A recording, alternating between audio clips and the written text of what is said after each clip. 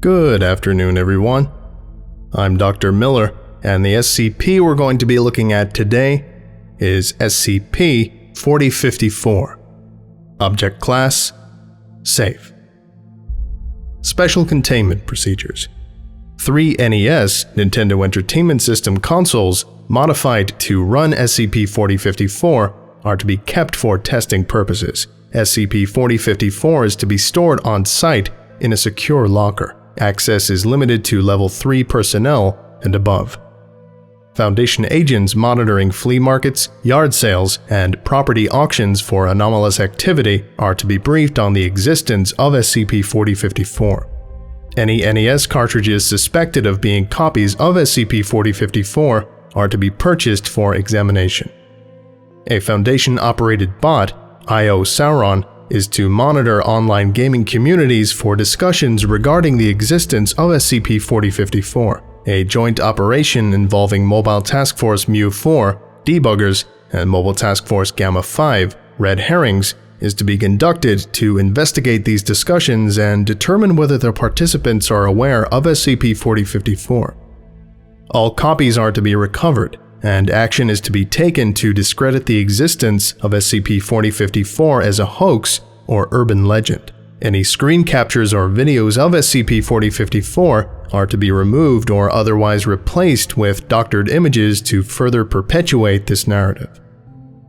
Description: SCP-4054 is The Seventh Door, an unlicensed platform adventure game released for the Nintendo Entertainment System in 1988.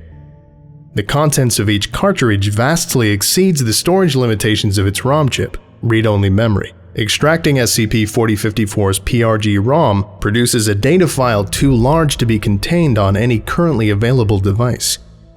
Because of its limited publication, 300 units, inability to be copied, limited replayability, and incomplete state, functional copies of The Seventh Door are highly valued by vintage NES collectors. The game is also notable for its unique method of bypassing the North American version of the 10NES lockout system. The 10NES lockout system was designed by Nintendo to prevent unlicensed cartridges from operating on their consoles. Each cartridge includes 2 transistors that function as a voltage inverter. When activated, this component produces a negative charged voltage spike that can temporarily disable early versions of the console's CIC. Checking integrated circuit, bypassing the authentication lock and allowing unlicensed cartridges to run. Later iterations of the NES would add a series of 1K resistors along with diodes and grounds to prevent this technique from circumventing the lockout unit. However, a defect in this voltage inverter's design causes irreparable damage to the Seventh Door's SRAM, static random access memory, with each successive reset.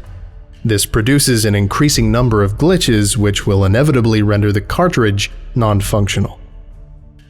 The Seventh Door was shipped prior to completion. As a consequence, several core components of gameplay differ from what is depicted in its instruction manual and box art.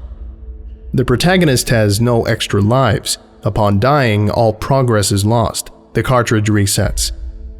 All power-ups described in the manual are absent save one: the Hand of Glory. According to European folklore, a Hand of Glory is the left hand of a man who has been hanged for murder. When used as a candle, those who perceive its light cannot approach its holder, which prevents monsters and platforms from moving for 10 seconds.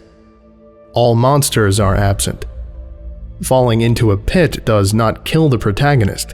The protagonist will instead continue to fall off-screen as the game over sound loops. Memory overflow errors periodically cause sprites to load incorrectly. The prisoners use the protagonist's sprite rather than their own. After unlocking a door, prisoners provide no clue regarding the location of other keys. The text boxes are empty. The protagonist dies at apparently random intervals, typically after a period of remaining still. This occurs regardless of whether or not the game is paused. To date, researchers have uncovered several hundred levels beyond the 7th, described in the manual as the final level and the location of the 7th key. These stages consist of vast networks of crypts, prisons, abandoned factories, and empty underground cities. The precise number of additional levels beyond the 7th has not yet been determined, but vastly exceeds the storage capacity of the cartridge's ROM chip. The 7th level does not contain the 7th key. Addendum 4054-1 Video Stream. In 2004, Charles Rogers, an amateur NES cartridge collector, posted a thread at www.openingthe7thdoor.int, a defunct online forum that was dedicated to the 7th door, under the username Inky49. There, he suggested using an NES Game Genie, produced in 1990. The Game Genie is a game-enhancing module that attaches between the NES cartridge and console. It permits direct modification of reference addresses in the ROM of the cartridge via strings of characters or code to directly set the value associated with the protagonist's number of keys to 7. Several days later, Mr. Rogers posted a link to an online video stream where he intended to attempt to beat the 7th door using this exploit. Partway through his run, the video abruptly stopped. A follow-up investigation determined that Mr. Rogers had gone missing. Authorities suspected foul play after discovering several fingernails torn from Mr. Rogers' left hand inside his NES console. No copy of the 7th door was recovered. To date, SCP-4054 has been linked to 25 disappearances. It remains under investigation.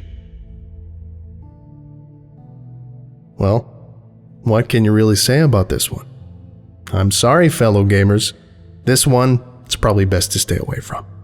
Anyway, thank you all for listening, if indeed you still are, and you are all dismissed. Goodbye.